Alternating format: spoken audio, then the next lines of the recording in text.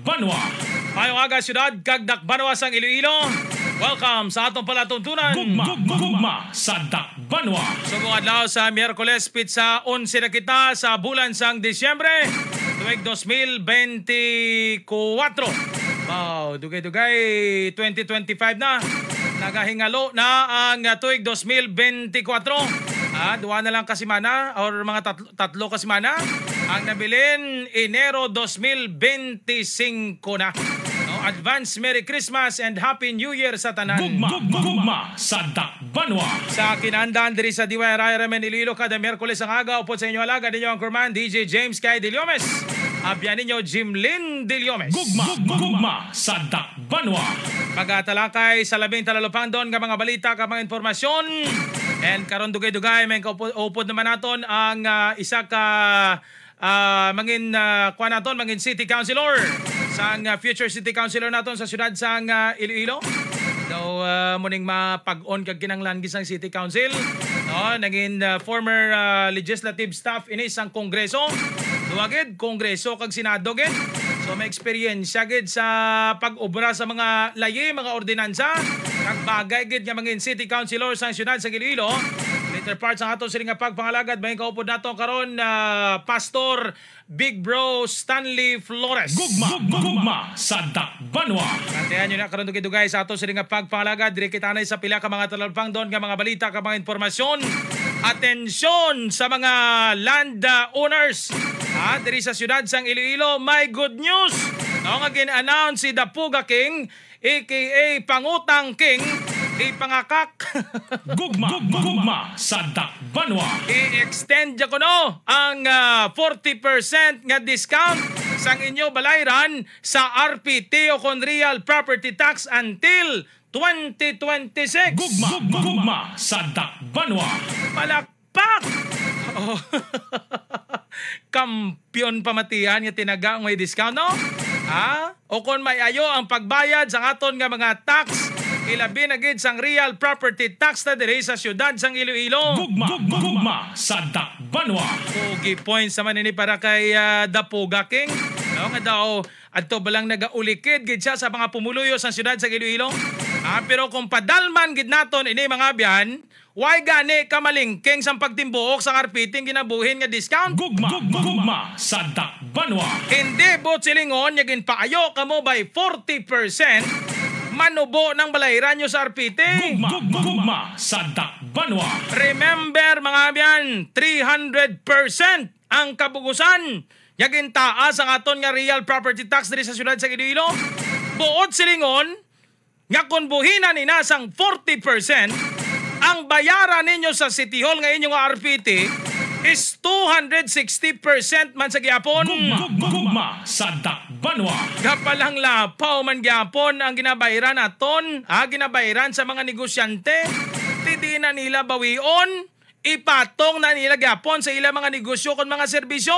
Nga kita nga mga ordinaryo nga mga tawo ang nagagamit, nagabakal sa ilang mga produkto. Gugma sa Dakbanwa.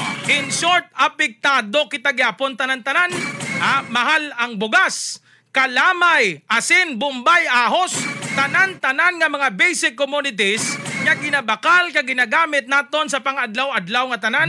Gugma sa Dakbanwa. Mahal man ang tubig, ang kuryente, ang gasolina. Di mayo na yakon bastanting imo income. But how about mga biyan ang utod naton nga mga no work, no pay? Naga-remedyo general, nagapanglabada, tricycle driver, mga ordinaryo nga mga mamumugon nga ginhawa lang gani ka tinguha, kayo dadlaw gabi, ginasulay, ang init kag ulan. Para lang masapar ang pang-adlaw-adlaw kinanglanon, pang-adlaw-adlaw nga pagkaon para sa ila pamilya, pambalon para sa ila mga estudyante. Gugma sa Dakbanwa. Ti ina yakon may obra ka, paano pag yakon wala kaya obra? Nga apektado kasang too much inflation diri sa syudad. Tinainsindihan tagid ang pagpanghakroy kag sentimento mga biyan sang aton sining nga mga utod nga nagasuprer sa sining kapigadohon diri sa syudad sang Iloilo. Gugma sa Dakbanwa. Kay ining tax nga gina-kolekta amo ning ginadugang bayad sang binilyon nga utang sa syudad. nga imbis kung tani unahon ang palangabuhian sa mga tawo, ang benepisyo sa labing kubos mga imol nga mga tawo, ay ginuna yan ni Dapuga King aka pangutang King ang pagpagwapo sa mga plaza ka mga merkado, ang aging pangutangan niya isang binilyon ka pesos nga kantidad. Gugma sa Dakbanwa. Actually, pwede man ipangayuan tatani sa pondo sa national government. Galing kay mangutang gid, no?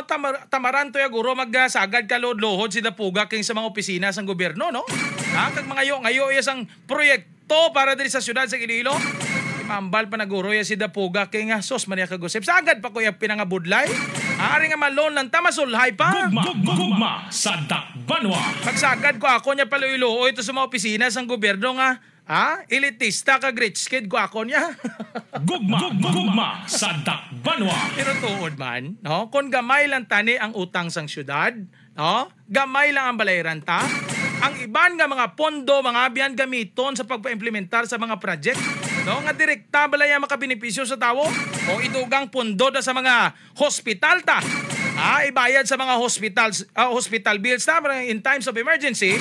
Hindi na magsagi kasala-sala mga utod ta. Kundi pa mangita sang bayad, inugasto sa ospital, etc. etc. Gugma sa Dakbanwa. O galing wala no? Imbes kung tani nga makasave ang syudad ta sa kadako sang gina-income, kadiretso to iya sa ginabayran nga mga utang sang syudad. Amo ina nga nagatimbuok ang balayran sang RPT. Gugma sa Dakbanwa. And again, we have to emphasize, we are nothing against sa sining pagpasaka sang RPT. Pero tani malang bala, hindi amo gini kataas, hindi amo gini kamahal, kaya dapat may husto nga sistema sa pag-implementar ang aton nga local government unit. Because in general, kita tanan-tanan ang apektado sini. Gugma sa Dakbanwa. Di ang rason niya sa aton nga City Council, mabuhinan ko nung aton nga annual budget. Kung hindi kita magpasaka sang RPT, kay manubo ang share naton sa IRA, kung ginatawag nga Internal Revenue Allotment, kasi pong ginatawag nga National Tax Allocation, bangod kuno sang sining Mandanas ruling. Gugma sa Dakbanwa. And for the past 18 years, wala makapasaka sang RPT ang syudad sang Iloilo, which is naga-contradict mga biyan sa aton nga mga data nga ginakapta naton diri. May mga records kita nga makapamatuod nga may aras ang RPT increase kita sa mga previous years. Gugma sa Dakbanwa. And lastly, may recommendation na kuno ang Commission on Audit o kunang COA, nga dapat mapasaka gid sang RPT.